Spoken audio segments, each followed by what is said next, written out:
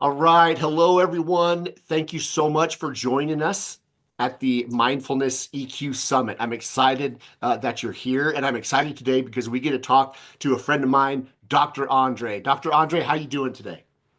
Oh, I'm doing great. Thanks, Cody. And it's great to see you again. Yes, yes. If you could, Andre, just for those of us that don't know you, could you tell us a little bit about yourself and your practice? Yeah, absolutely. I am an entrepreneur. There are three strands of my DNA. One of them is entrepreneurship and business. The second is creativity. That was the subject of my PhD and 20 years of research that followed it. And I'm also very attached to educating and coaching. So those are my three main focuses of my life. Great. And one of the things that first attracted me to you was your understanding of this concept of burnout and this neuroscience that goes with it. Could you break that down for us? Where do we begin? Yeah, absolutely. A little tiny bit of history. I was an entrepreneur for 15 years. I took three of my crazy ideas, patented them, and turned them into global leaders in their field. And towards the end of that, I suffered from really debilitating burnout. Mm. A number of things came together in my life that made it very difficult and stressful.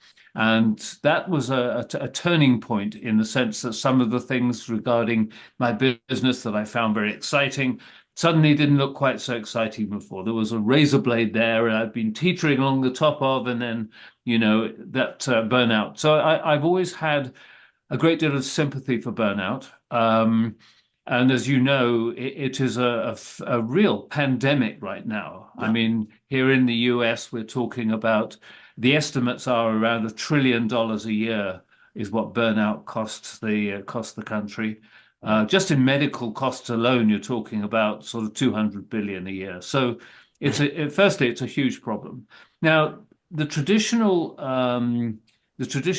medical field just refers to it really as stress. They don't accept burnout as an individual area of study. It's just considered to be subsumed under the heading of stress. And that really isn't an adequate description for it because any more than PTSD can be just Mm. considered, stress. Yeah. And burnout and PTSD do have a few similarities as it happens. So that's the kind of backdrop to my interest in burnout. Okay. My 20 years of research into creativity has generated the idea that we have essentially two different ways of looking at our world. And one of them, in this day and age, one of them tends to be very detailed and analytical. So if we're making a decision, it tends to be very much, a pros and cons list kind of thing. And also, just when we're watching television, we have people bombarding us with things that generally create fear and encourage us to buy insurance or whatever. Mhm. But it's quite often a sort of, if this happens, then that can happen. So it's very much of a deductive, logical kind of deal. Okay. And the important thing to realize is that that is not the way that we first learnt to think when we were babies. Mm. That logical deductive process requires history. We've got in the back of our mind, it's okay, yes, if this happens, then yes, that did happen last time I saw this or read about it or whatever. So, but when you're a baby, you basically your memory, your thinking processes. It's like somebody sort of handing you little pieces of a jigsaw puzzle. Mm. And you've got no logical way of connecting them. You just have to put them on the table and look at them and see if they fit. And when you get enough of them and you become good enough at it, they fit together. Okay. And in a sense, that's how our minds actually work when we are in a new situation. So we lose that through socialization and various other things. So the important sort of first point about this is that creative thinking, which is what that process is, it's the same kind of process if you look historically where you have somebody in a cave figuring out how to attach a sharp piece of flint to Hmm. a wooden branch and make a spear, right? So Okay. it has Yeah. always been with us. Creativity, creative thinking has always been with us. And that's why we're surrounded by iPhones and jet engines and all this kind of thing. It's not because we've got opposable thumbs. It's because of so creativity is the source of our social evolution. So it really is a core value. Now, Okay. what happens when you deprive yourself of a core value? I mean, core values, think about it. It's fight or flight, Yeah. it's drinking and eating and procreation. And another very strong core value is to be with other people. Hmm. Solitary confinement is a really brutal thing to do to somebody for any length of period of time. So it's a very, this real core requirement we have to be with other people is a powerful tool. So if you look at any of the core values we have and deprive somebody of any of those, food and water, obviously, but any of the others also, we don't we cannot function at our best if you Yeah. deprive anybody of those core values. So really in today's thinking, and I say today's because this hasn't always been the case. Yeah. If you look back to sort of first century China, where you've got incredible innovations in everything, including the arts. Obviously, the Renaissance, you had technology improvements. You also had the arts. People Yeah. respected the arts, in every form. And so we're not in an era where that's happening. We're at an era where, as I say, we're cultivated by society, by socialization to be very sort of analytical and that kind of thing. Mm. So by depriving ourselves of that creative thinking capacity, we actually have an imbalance in the way that we see the world. And that imbalance is crucial when you're looking at burnout. Okay. Because if you think about people who have burnout, if you have friends, acquaintances, people you've worked with that have burnout, one of the things that happens is they're like a racehorse that's had blinders put on, and Yeah. suddenly their view of the world is restricted. And this causes kind of a hamster wheel thing where Mm. something will Yes. trigger this perpetual thought which relates to their burnout, their stress. And so we have to get people out of that. Okay. And that way of thinking is a neural pathway, right? Okay. It's you can think of that as opening your front door to go get the mail from the mailbox, and as it's heavy snow, and you've got footsteps from your front door to the mailbox.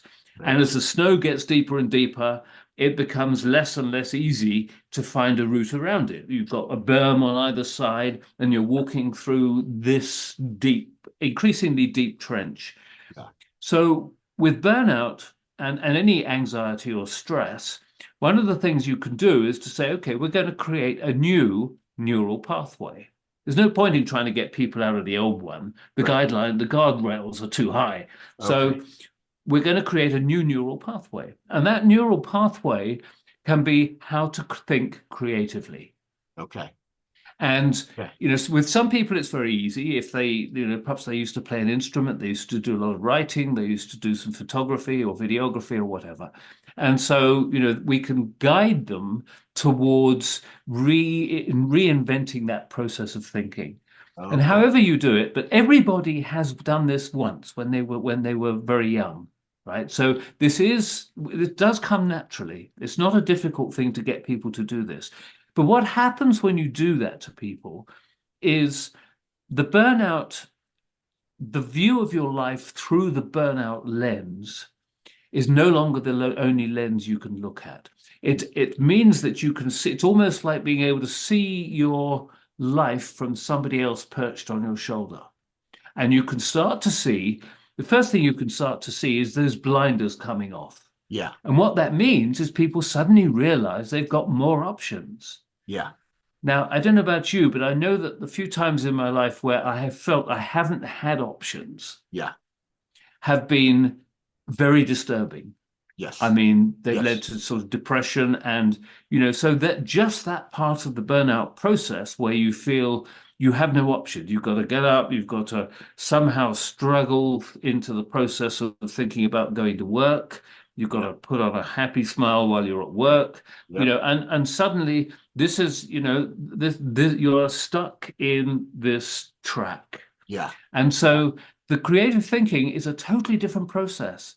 And it gives you the opportunity of you changing your worldview, seeing what a different kind of process you can have in your life, and seeing that you have options. You do not have to put up with this. Okay. Yeah. As you described that, what I'm thinking about, because we had talked before about my story that happened years ago, and that's what this is what initially drew me to you. The idea of being burnt out, because I remember doing, and I've never thought of it as this blinders thing, like this deep trench that you've talked about, but it makes perfect sense because I was doing like 100 things, right?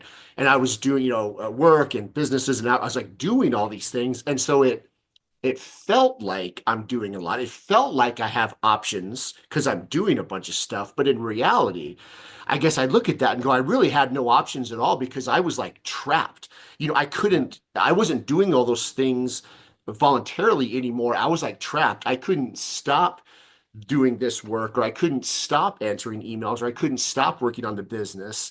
So is that a way, I guess, is that similar to is that a way of feeling trapped on this hamster wheel and this narrow path? Is that what you're saying? Oh, absolutely. And Okay. and as you really alluded to there, this feeling trapped doesn't necessarily mean you're only doing one thing. Yeah. Okay. Right. And it quite often means that you're doing a lot of things, sometimes too Yeah. many things. Yes. And Okay. as you know, if you have three things going wrong in a day, right? I mean, you in the course of making coffee, somehow it ends up all over your shirt, right? And Mhm. oh dear. So you go in there, you switch on the car. Oh no, my spouse, my daughter, my son, my somebody or other isn't me.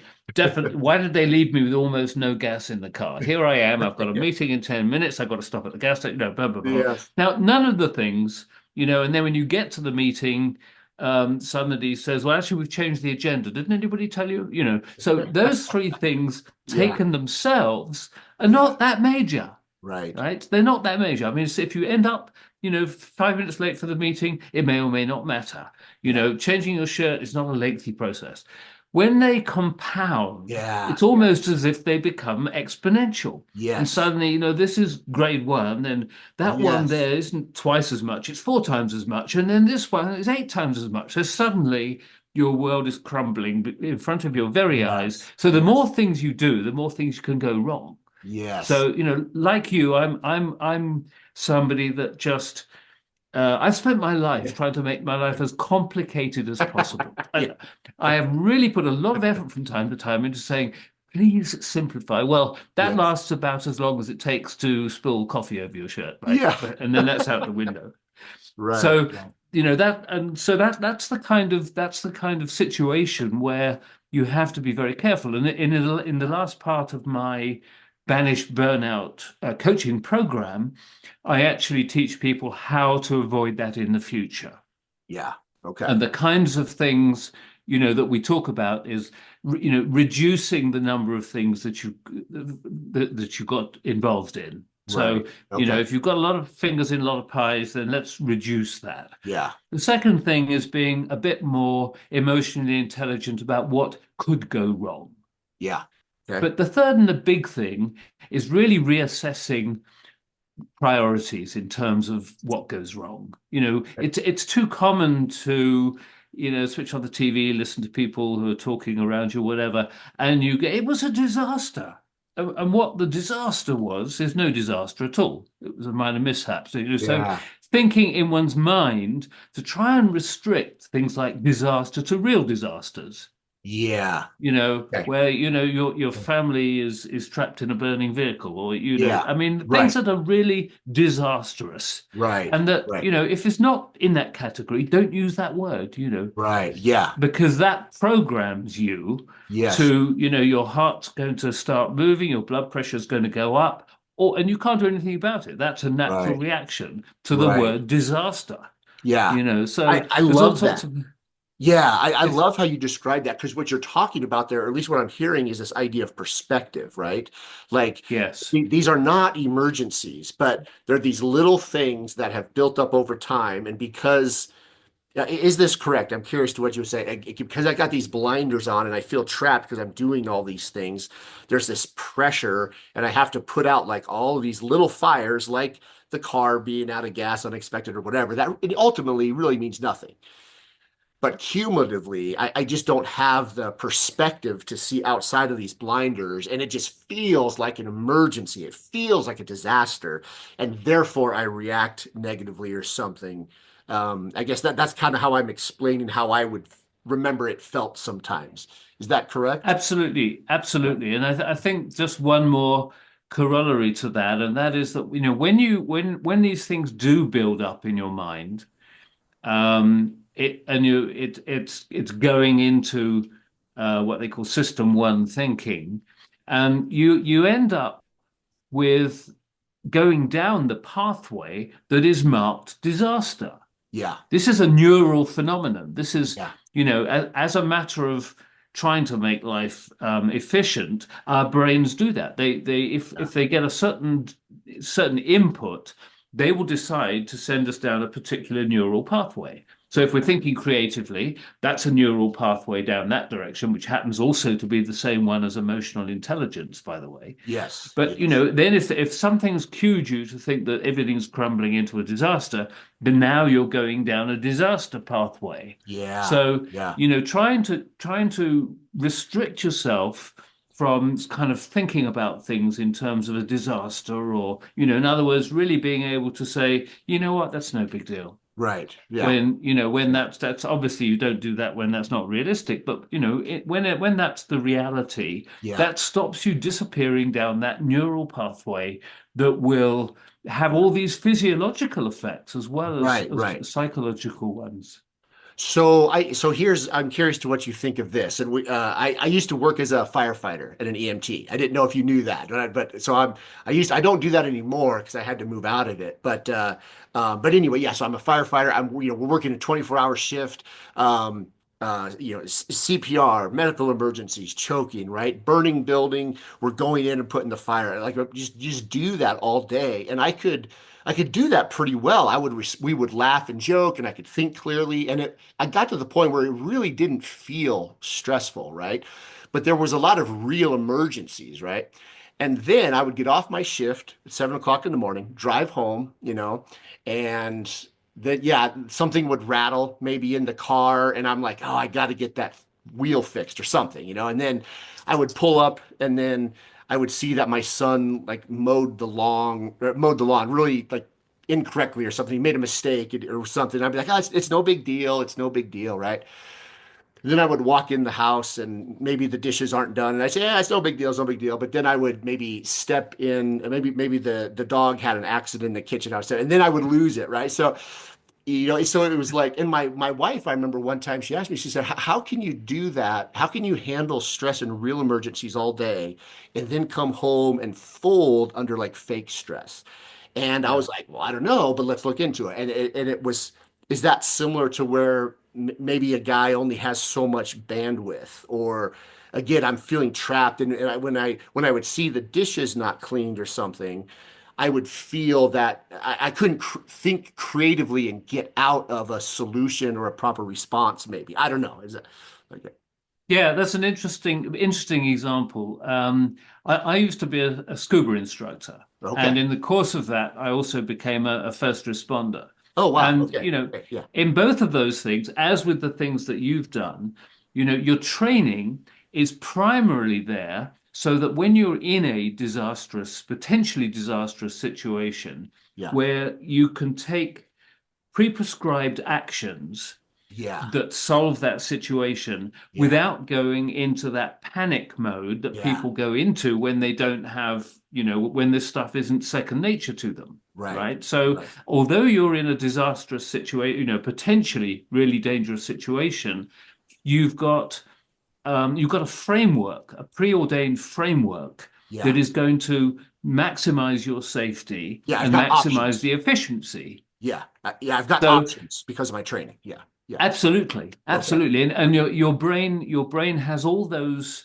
instinctive things to do all burnt into your mind. So, Mhm. you know, Yeah. it's now that's not the case when you go home and you find the Yeah. dishes aren't done and Yeah. you've Yeah. stepped in some dog do. I Right. mean, Right.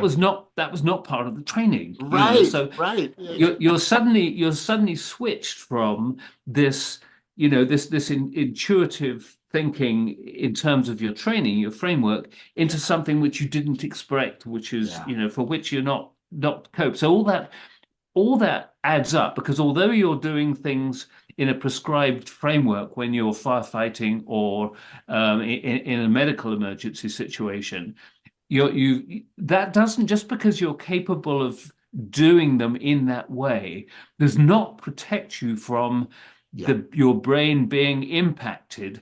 by the real live stress of that situation. I Right. mean, Right. it's a mechanism of coping with work under stress, but it doesn't mean the stress isn't there. Yeah. Yeah. And so, when you get back home, these little things that are going wrong have really got a lot of pressure in the pressure cooker there to Yeah. release, Yeah. when something doesn't go right. So it makes perfect sense. Yeah, But I love how you're talking about this. It makes perfect sense. Yeah.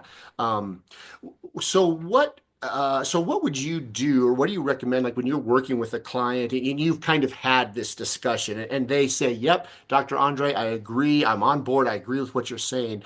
What are some of the things you do or encourage people to start to get creative and get outside of this pathway and try to get more pathways? What do you do? well, if it's a general life coaching situation, rather than specifically burnout, Mhm. um, although this is actually true for both of them, but I'll have got to know pretty quickly my client, and in the course of that, I will have asked them what they do for recreation and what they've always done for recreation. What kind of things, did you really enjoy doing? And somewhere tucked away there will be things that are potentially creative. Okay. So that's one of the things. Now, just going to the burnout program, that becomes that recreation aspect and the creativity within that recreation becomes a custom-made part of the burnout package. So Okay. that's custom built for the Yeah. individual person. Okay. Then there'll be a second one, and this is really for anything to do with stress and anxiety as well as burnout. So the second one then is a custom made, a custom designed package that deals with your relationships. Hmm. Because whatever happens, in a stressful situation, relationships really have a very good chance of being negatively impacted. Hmm. So we deal with a custom design package to keep that relationship, not just necessarily your personal relationship at home, but also your relationships at work. Yeah. So make sure that they are kept there because so often people with burnout, PTSD, even just stress or anxiety will push away those very people that could help them. Right. Uh, and then the third, so we've got recreation, we've got relationships, and then we've got work.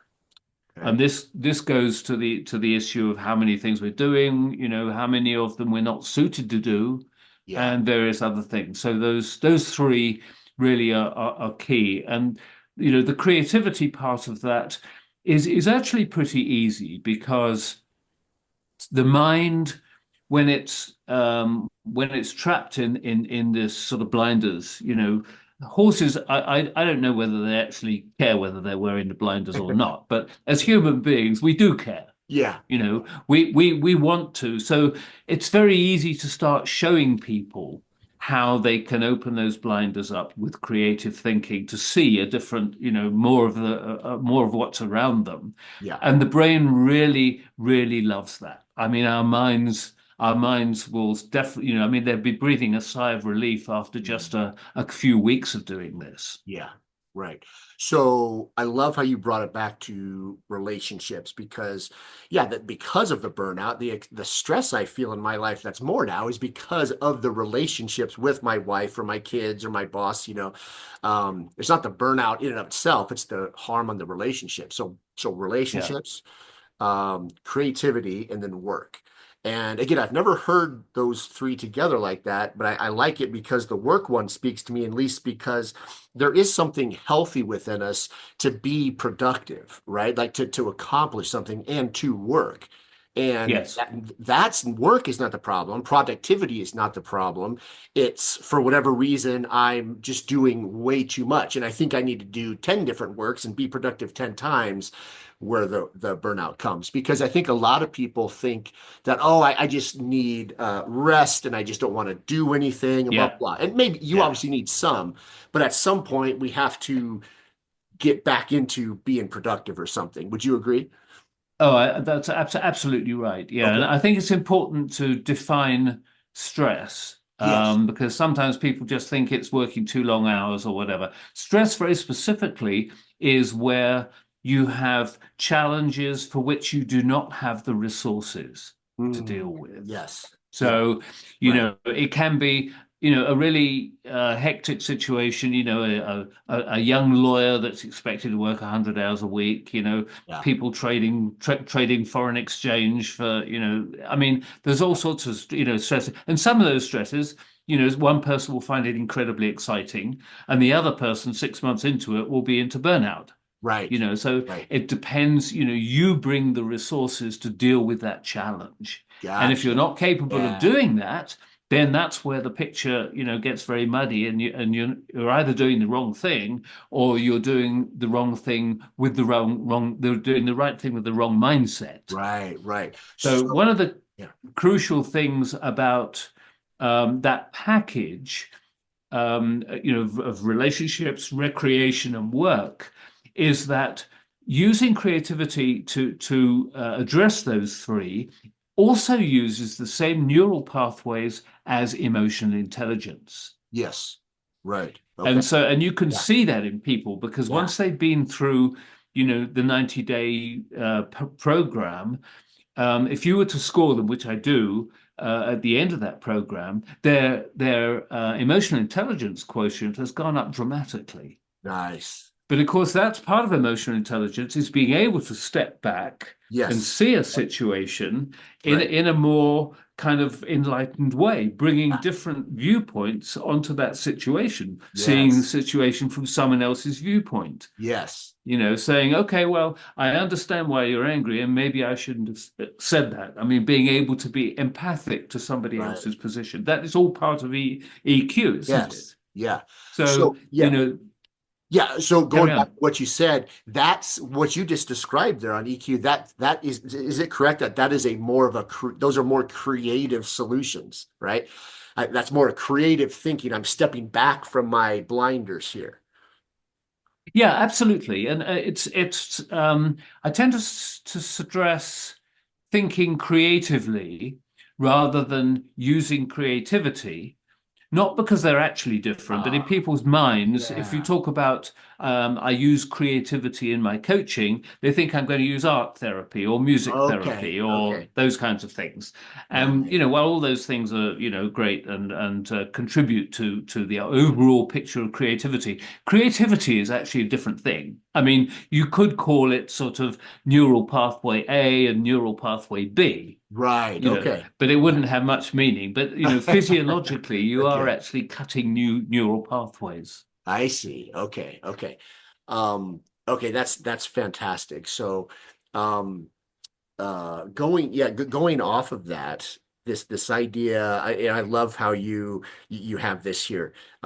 So there's kind of you'll take people through a program, and it's kind of custom built to them because it seems like the things, or I guess what I want to say is one thing that you mentioned is maybe somebody starts a job and they go through this 6 months or whatever, and one person maybe they're fine, but this other person is really, really burnt out now because they just have a different set of resources, maybe. And would you also agree that, like, let's say that happens, and is one of the reasons, do you think, for some of the burnout? I know there's many reasons, but where when I start doing 10 different things, because I'm trying to keep up with Bob over there, who's not struggling with burnout, and he's just being successful. And for some reason, I think I need to do that. I need to do what he's doing. I do more and more and more, but I don't have the skills to emotionally regulate that maybe. And again, because I don't have good self-awareness about myself, I'm trying to compete with somebody else, and maybe that takes me past my comfort level or something. I don't know. Yeah, absolutely. One of the key things in the world that we live in here in the US, particularly, one of our keys to contentment is how we compare ourselves to other people. And it's not always a pleasant thought for people to have, but that does end up being a reality. And one of the things, that is just an inherent sort of reality in anything we do is we're not all equally good at doing something. Right. So, Yeah. if you're sitting here, selling insurance or whatever it is, and somebody next to you is to selling twice as much insurance, Yeah. right? If you didn't know that, you'd probably think you're doing fine. Yeah. But somebody Right. comes along and says, your figures are about half as good as that chap. You know, it, and it's Yeah. and so that is going to be a very depressing thing for us. Now, Yeah. and it's probably a positive indication of the fact that maybe we shouldn't be doing that job. Who Right. knows? Right. Yeah. So that's part of the whole picture Yeah. is that if you develop creative thinking, you also develop a better idea of what you should be doing, Yeah. what so the world is if you've ever been a career coach, the world is replete with people, who spent the first sort of 20 years trying to pay off a massive college loan because daddy said, no, I want you to become an accountant, or I want you to be a lawyer, I want you to be this, that, or the other. Yes. And so and that was very prevalent, when I was a kid. I mean, back when sex was safe and skydiving was dangerous, and I had long hair and I was in a garage band, every now and again Nice. somebody would go to their parents and say, I want to be a musician when I grow up, and it's Yes. like, Yeah. oh yeah, so what's the difference between a musician and a pizza? Well, I don't know, Dad. Well, the pizza can feed a family of four, you know, Yeah. and that would be it. I mean, it just, so that's how Yeah. creativity Uh, is valued. But, yeah. they would end up sort of going and doing something they didn't really want to do. And then 35, 40, this kind of middle-age crisis, they Yeah. suddenly realize that life is ticking away and they're not enjoying it. Right. Man. Okay. That is such great truth. I love listening to that. I'm gonna really remember what I'm taking away from this. Again, I gotta say thank you. What I'm taking away from this is this creative thinking. Just the blinders, this pathway versus the creative thinking. So this has been fantastic. If people want to know more, Dr. Andre, how can they follow you? How do they find out more about you? I do have a channel on YouTube. Okay. Just Doctor. You can get all this information also from either of my websites. Okay.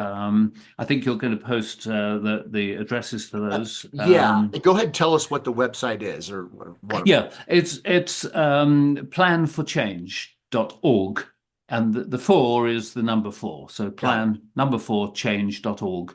And then Gotcha. the other one is there's no dots or spaces, hiredrandre.com. And that's Gotcha. mainly for my speaking and my writing. I Okay. have another book coming out in a couple of months, Nice. Okay. and followed by a few other things. So there's two separate websites, but Okay. there's more about what I do in that stuff. Perfect. And then I understand you have a free gift for the audience, and I'm going to put the link to that below as well. Tell us about that. What is that? That's actually an instrument that measures how much you burnout or stress or anxiety you're actually under now. Quite often people can be stressed or have the early stages of burnout and not really take it very seriously. So Right. this gives you some idea where you are on a burnout scale. Nice. Okay. I want everyone to click the link and take that assessment and get some more self-awareness about you and your situation. So, all right, Dr. Andre, thank you so much for your time. This was very valuable. I absolutely loved it. I know everyone else did too. So, thank you so much, and we'll Thank talk you again. very much, Cody. I really, really appreciated it. And good luck to you and everybody else that's watching. Thank you. Awesome. Thank you. Bye-bye.